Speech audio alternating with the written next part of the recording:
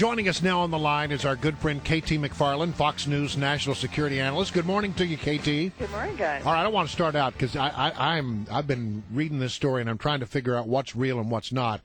If it's true, it's very disturbing. It has to do with the Affordable Care Act software.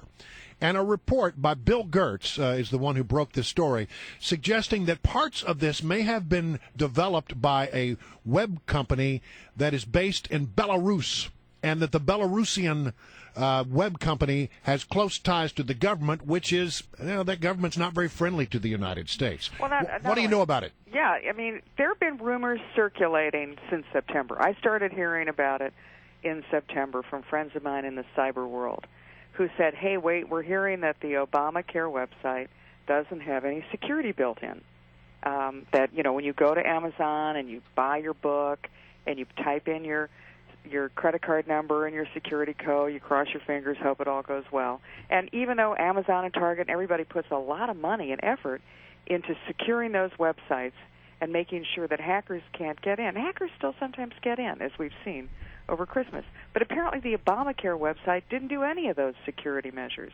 Now, what my cyber world buddies were saying is that the concern is that not just Belarus, but Ukrainian, all their various criminal gangs who go into websites, harvest people's identity information, credit card numbers, bank accounts, and then sell them or use them to steal people's identity, to empty out their bank accounts, to take their debit cards and use them. And it all is done electronically. So the concern that I and others have had, although you don't want to be paranoid about it, but has anybody really checked into whether these cyber criminal gangs are already in the websites? Now, the people I've talked to said, look, those criminal gangs get in the first 24 hours. They put trapdoors. They put backdoors. Right.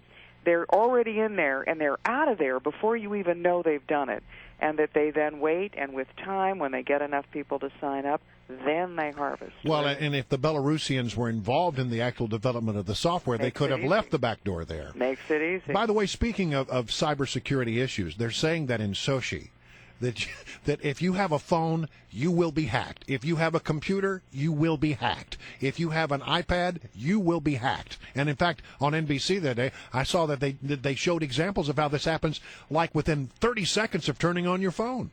Yeah, because it can happen with a Bluetooth anytime you even connect to a wireless system or to a hard system. I think that's the modern world. People have said the same thing happens when you go to China. I think that's the assumption that and if it's not happening now, it will soon, because every country wants the ability to do that sort of stuff. And so I've got to assume and take it at its word. You go to Russia, you're going to those Sochi Olympics, and they're going to know everything you ever knew about yourself.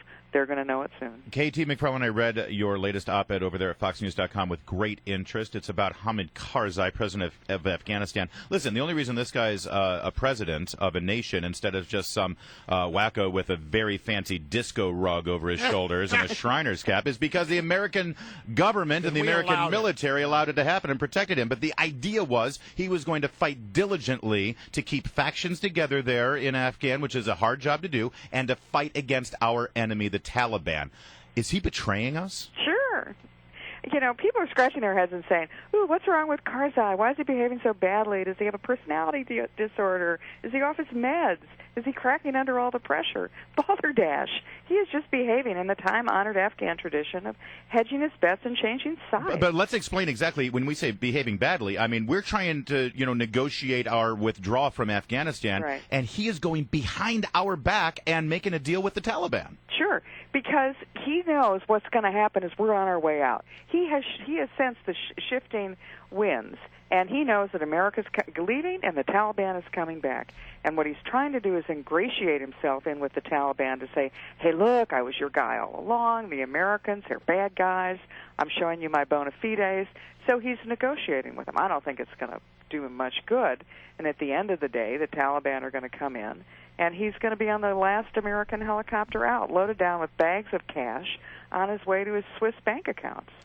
Listen, last time the Taliban were running Afghanistan, we had 9/11. If they are allowed to come back and take power again, we're exposed. What's the purpose? Shouldn't we stay there and maintain our presence if we can? This has been that's the argument that a lot of the neocons and others have used for the last decade to say, see we got to stay in Afghanistan. We have to build a modern state in Afghanistan to prevent the conditions that made the Taliban and Al-Qaeda welcome before.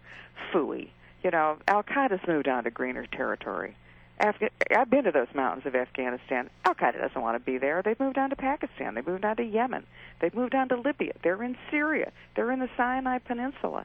They have moved on to greener pastures. And so the argument that we've got to continue to spend hundreds of billions of dollars in American treasure and American lives to keep Al-Qaeda at bay, forget it. If that was the reason, then we ought to have American troops everywhere, because Al-Qaeda, as we've now seen when the Director of Central Intelligence has said, Al-Qaeda is in more places and greater strength than ever before.